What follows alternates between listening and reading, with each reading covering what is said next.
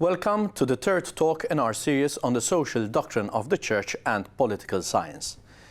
Today, the theme that we will address will be subsidiarity and the role of government. It is quite a complex theme because obviously governments, there are a lot of different forms of government in our society, but we also will look at some basic principles of how the Church looks at the role of government in whatever form that government might be, and the principles we should look for to establish whether that government is effectively a good government.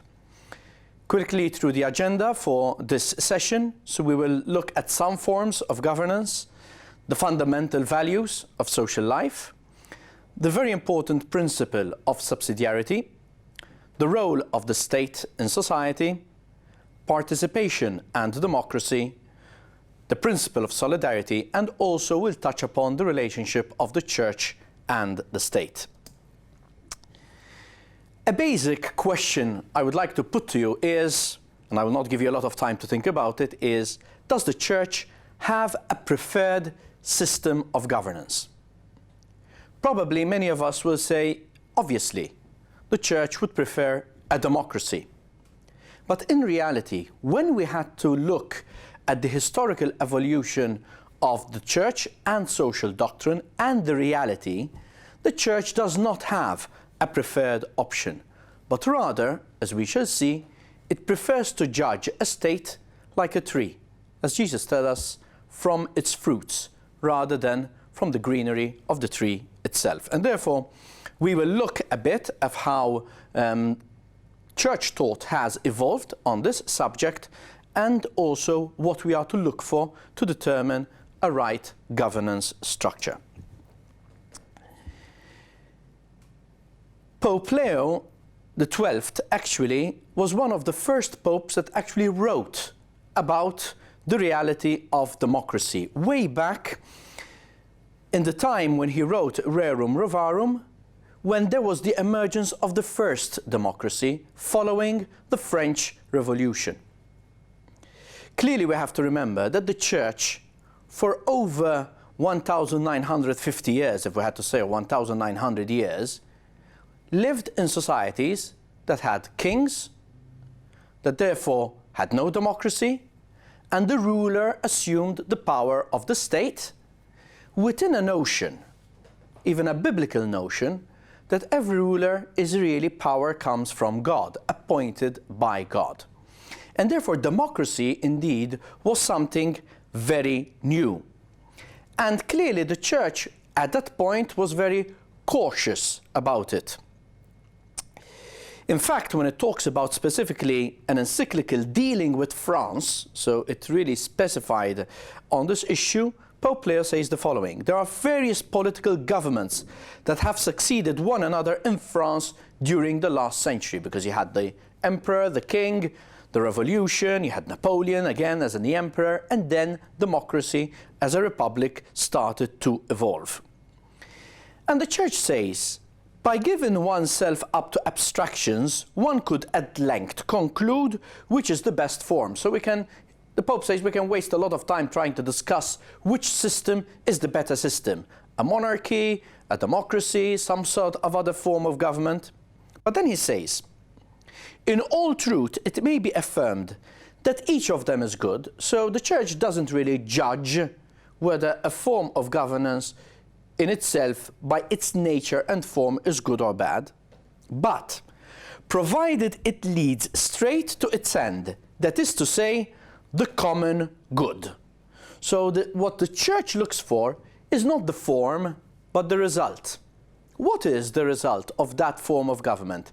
Is it a form of government that effectively acts in the interest of the common good? And therefore the Church looks at the government from a completely different perspective. And it looks for two fundamental values within a government: morality and stewardship. So for the Church, that a government guides itself and inspires itself by the values of the faith, morality, leads to a politician understanding that it is not about power, but about stewardship. Stewardship means I am here in service of others. Now, in reality, we call ministers ministers. Why? Because a minister implies service. It is another word for service. A minister is there to serve the well-being of the citizen and the nation, a servant to the nation. I don't know if every minister does that, but that should be the objective of a minister. So for the church, it is not the form, but the substance. What is the government, the form of government about? And this comes from very old times as well, even from the beginnings of the church. We see in the gospel, like in the letter of 1 Peter 2:13-17, where Christians are encouraged to obey the authorities in the world. Then it was the Roman Empire. Jesus himself told his followers to pay taxes and said, give to Caesar what is to Caesar, but give to God what is unto God. So the church is not there to revolt against the state. However, it cannot deny its principles. And actually St. Augustine, and actually Pope Leo quotes this in his letter Homilia de Solitudes, which actually speaks about France, says, when he was Bishop of Hippo, brought out so strongly this eloquent reasoning, when he says, sometimes the powerful ones of the earth are good and fear God. At other times, they fear him not. And he gives the example of this Emperor Julian, who was unfaithful to God, who was actually a pervert and an idolater. And he had tried to impose on Christian soldiers their religious allegiance to him by forcing their faithfulness to the emperor in a sort of godly fashion. Obviously, St. Augustine stood up for these soldiers and said it was right that they did not, but they recognized only Jesus Christ. But then he said, but when Julian, this emperor, commanded them to go to war against a hostile nation and to defend the country, they did not hesitate to obey his orders. So they did not worship him as a god, even though he was their emperor, but they obeyed him and they were loyal to him, because when he gave such an order, it was obviously to protect the nation, so they had an obligation as soldiers to follow it. So here we understand a bit how the church looks at the state. Now let me give you a bit of my experience for those who think that democracy is the best system in the world.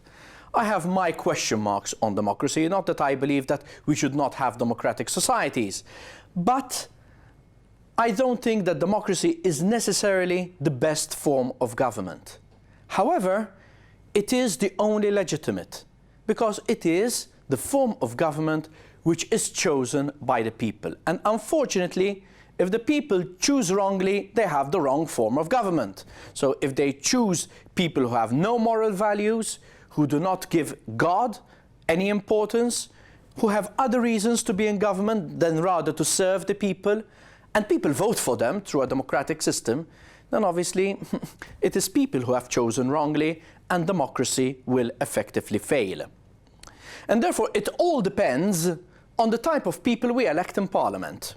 Because as much as we could have kings and emperors who are people who are God-fearing and people who sought to do good because they were inspired of Christian values, of Catholic values, we can also have politicians. But as also we had kings and other rulers who were immoral, idolaters, who did not care of their own citizens, we also have politicians of the same nature, because we remain the same human beings. And therefore, the church judges a politician, a government, through the eyes of three values: truth, freedom, and justice. And these, according to the Compendium 205, are born from the heart. So it is not about being truthful, fighting for freedom and believing in justice when you're in government, but in your personal life you don't appreciate the importance of being truthful, of allowing freedom to others, and of doing justice even to your neighbor. That is obviously hypocritical, and in reality, in the course of your governance, it will show up as a defect. So, as we said, even Jesus said in Luke 6:44, a tree is judged by its fruits.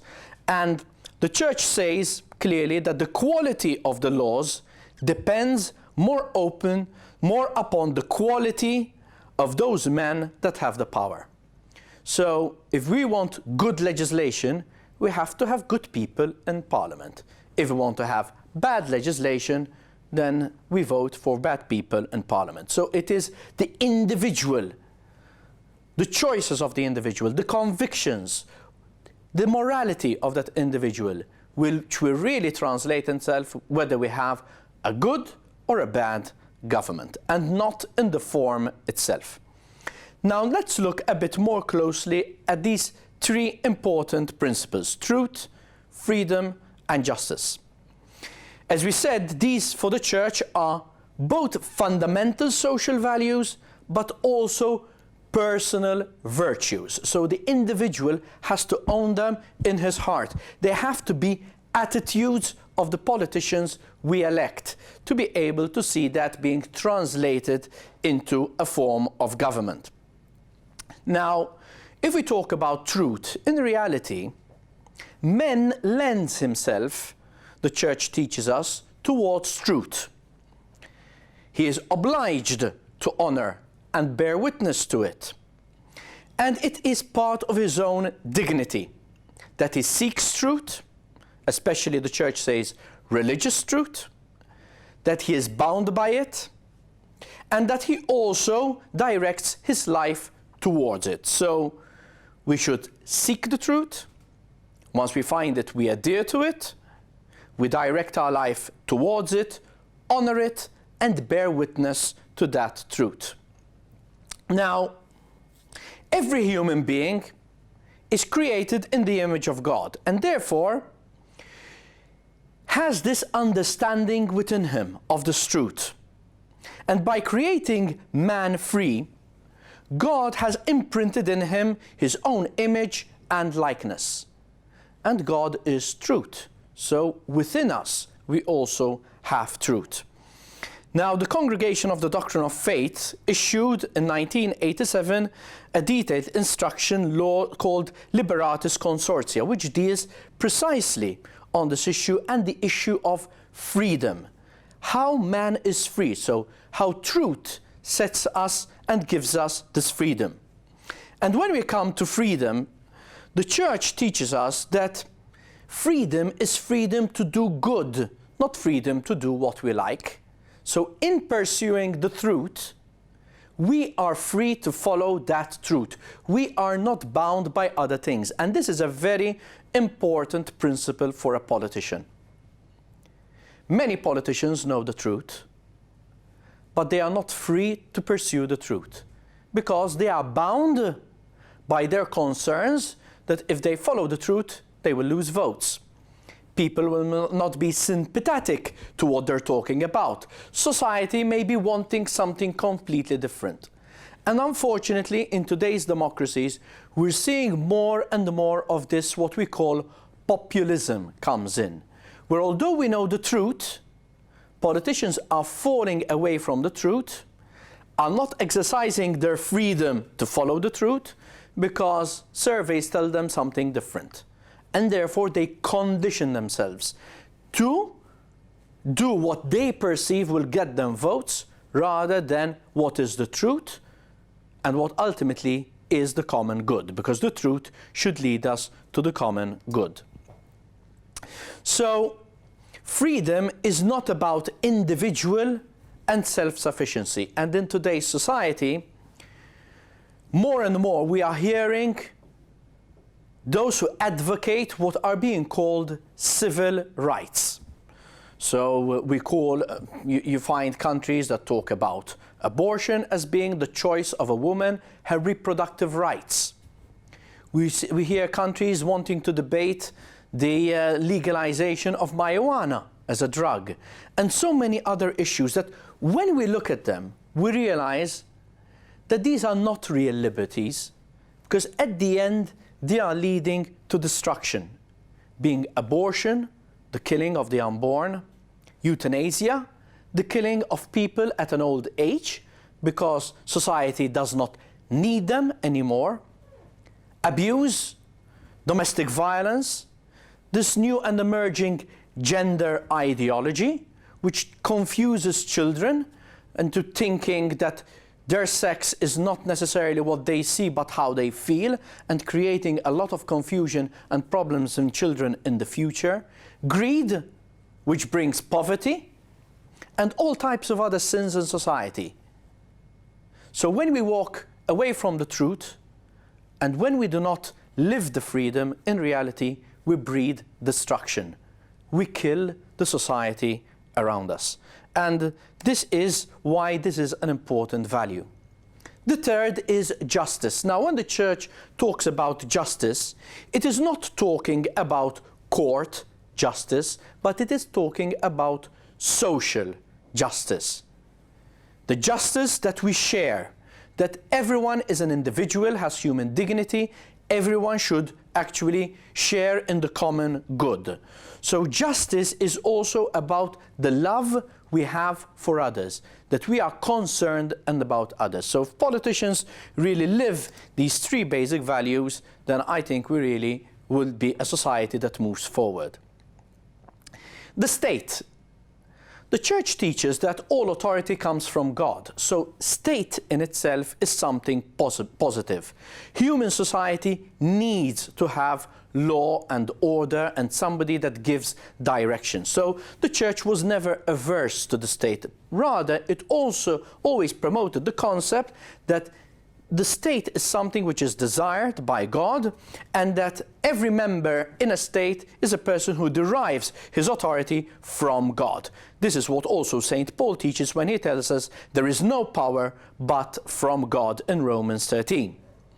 So as Pope John XXIII says, God created man social by nature, but society cannot hold together unless someone is in command to give effective direction and unity of purpose. So we need a state. We cannot live in anarchy. We need a state, we need a ruling authority, but whoever is the ruling authority has to realize that all authority comes from God. And therefore there is a purpose for having been entrusted with that authority. We share that authority with God. It is not our authority. So states should behave, the Church teaches in the Catechism of the Catholic Church 1884, states should behave as ministers of divine providence. What is divine providence? God wants to provide to humanity. He gave us a world, countries to live in, societies, to provide for us. Ministers are there to support God in this mission of providence towards others. So the mode of governance should follow the social life, and a politician should take lead and take example from God in his generosity when he rules a nation. However, authority, the Church teaches, is not absolute, but stewardship. Authority is not authority for itself. So I am not a government just to hold power. I hold power for a purpose, and the purpose is stewardship. Somebody who takes care of something of his master. That is a steward. The master entrusts me with talents, and I use the talents for the good, also as a responsible steward, servant of the master.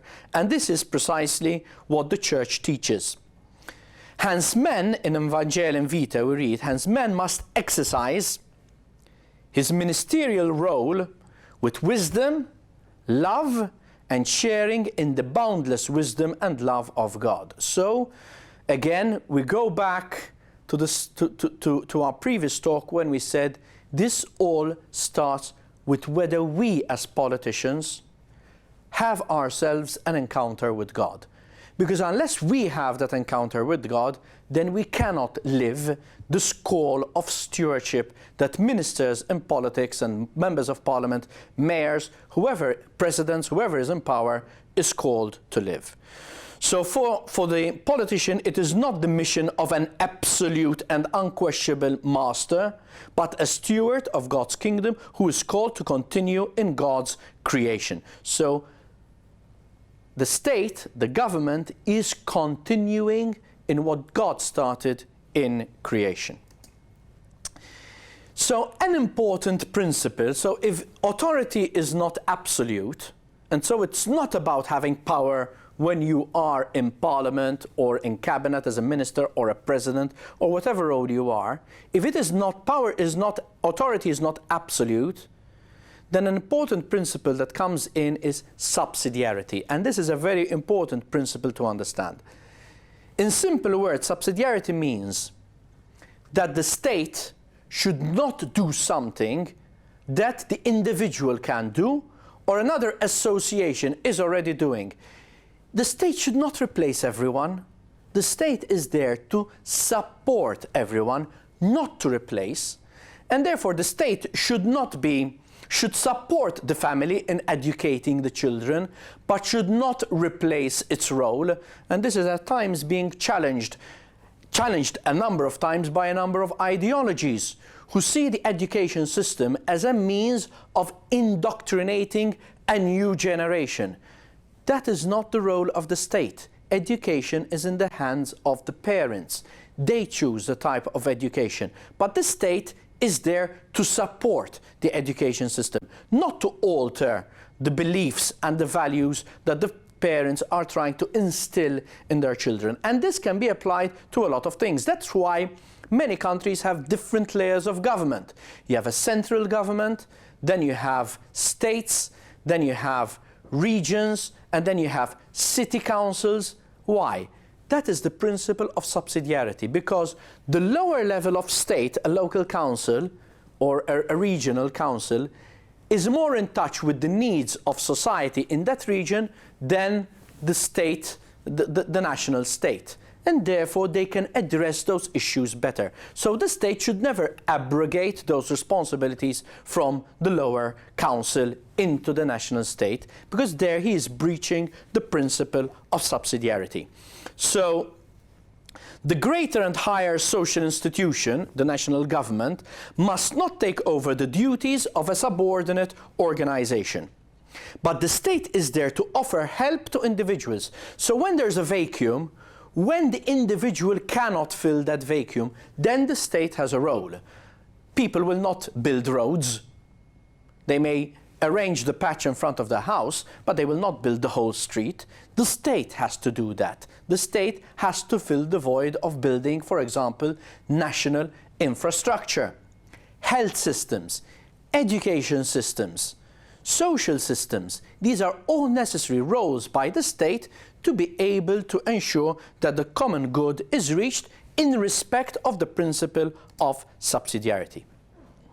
An important principle of the Church is participation. So while the Church doesn't say democracy is the form of government that the Church advocates in its teachings, but it does advocate that any form of government requires civil participation. So if it is not a full-fledged democracy, how we understand it to be, a good form of government requires public participation.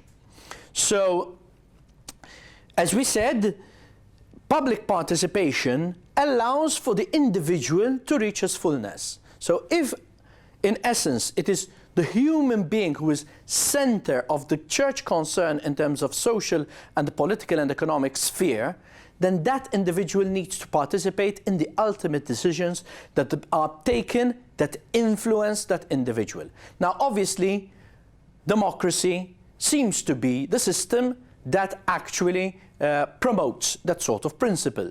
But there are other tools like referenda that allow people to express their participation, or forms of government that allow also for the citizen to have more direct say in a number of issues. So this is an important principle.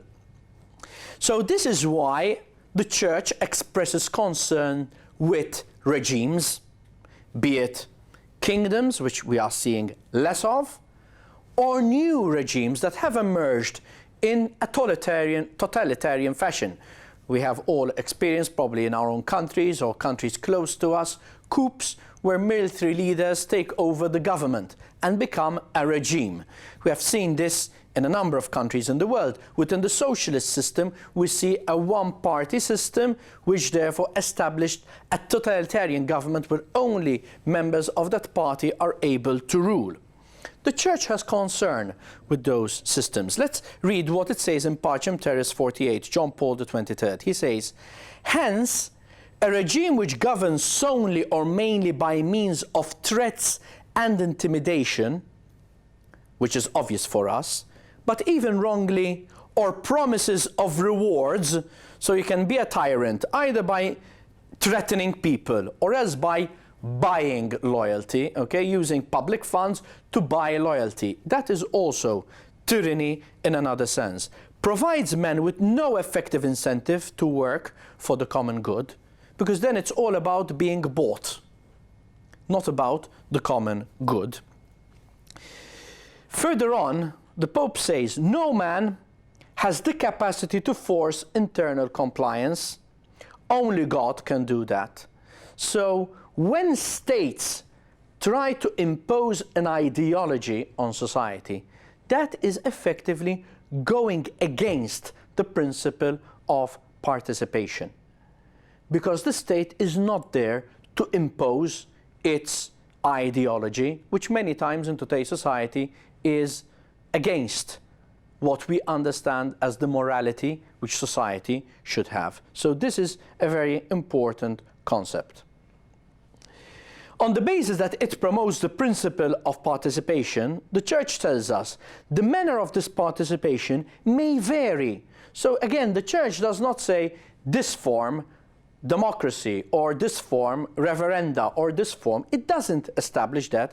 It accepts that every country has its own culture, and one must pay tribute to those nations whose system permit, however, the largest possible number of citizens that participate in public life. And therefore, by inference, while the Church doesn't say democracy is the best system, it is obvious that democracy is one of those systems that really allows for the greater participation of people in social life. And therefore, the Church does look at it more positively than tyranny, which we have described earlier. The Church values the democratic system in so much, so there are conditionalities here, it's not a blanket statement, that it ensures the participation of citizens in making political choices, that they can elect their government, that there is a mechanism to hold that government accountable, so the governments are not free to do what they like, and that there is peaceful government transmission. So when there's an election and somebody loses an election, we don't have to have a coup to change the government, because the people resign and the new people elected come into office. And this is what actually constitutes a democracy. An authentic democracy is therefore not merely the fact that people elect other people in government, but again, it is about the values that inspire that democracy, which include the dignity of every human person, respect of human rights, and the commitment to the common good. Now, as I said, democracy has had flaws.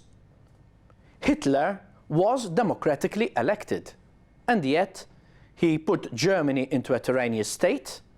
We know the Holocaust and the consequence of that, the millions of Jews and other people that had been killed. And he did this on the wind of democracy, because he made himself electable. So, as we said, it is not the system that guarantees good governance. The people guarantee good governance, whether the people elected are people of moral integrity, they hold truthfulness, justice, and integrity. On the other hand, we are obliged to respect legitimate authority. So the Church teaches that if that authority is legitimate, we have to respect it. It doesn't mean that if that authority does not remain legitimate and become tyrannous, imposing, that we are not morally obliged to also resist. And the Church teaches, even way back from St. Thomas Aquinas in his Summa Theologica, that it is legitimate to resist authority that is violating seriously and repeatedly the principles of natural law. And we've seen this in society many times, like when we've had the apartheid, or when we had in the United States Martin Luther King resisting the oppression of the black people and slavery. That is legitimate resistance, because states cannot impose things on society which go against natural law, and there we have a right to resist. But when it comes to taking up arms in resistance, so a revolution, the Church sets 5 criteria which have to be taken into consideration. That indeed that form of government is gravely and for a prolonged time violating fundamental rights. That there is no other matter of redress, so there's no way that the situation can be changed. That this resistance will not provoke worse disorders, so the consequences of a revolution will not be more disorder. That it is therefore well founded on the hope of success, and that it is impossible to reasonably foresee any other better situation. So there is legitimacy. Now in reality, trying to apply these becomes very difficult. And we've seen recently countries like the Arab Spring, the revolutions that have happened in a lot of countries simultaneously in North Africa.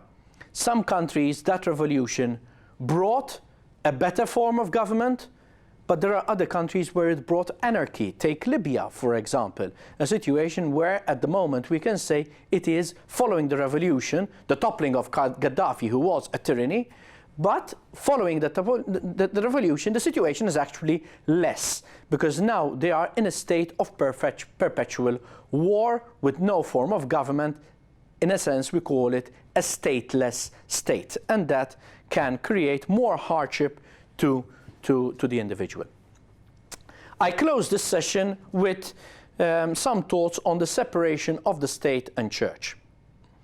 Now, in the beginning, when, as we referred to the French Revolution and the evolution of democracy in the times of Pope Leo XIII,